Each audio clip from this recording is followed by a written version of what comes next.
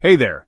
If your First Alert P1210 smoke detector has started chirping, especially in the middle of the night, and there is a high possibility of battery problem, but here is another question that the P120 smoke detector is a thrown-away device, so what should we do? Can we change the battery or not? And if we look closely at the back, we can see the manufacture date. This one says June 2020.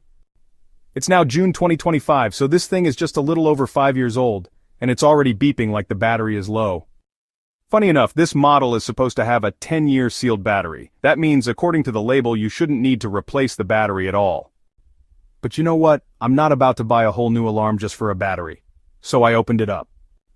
There's one visible screw and, a few hidden ones under this big sticker. I used a razor blade to carefully cut the sticker in those spots. Got those screws out, and the top cover popped off.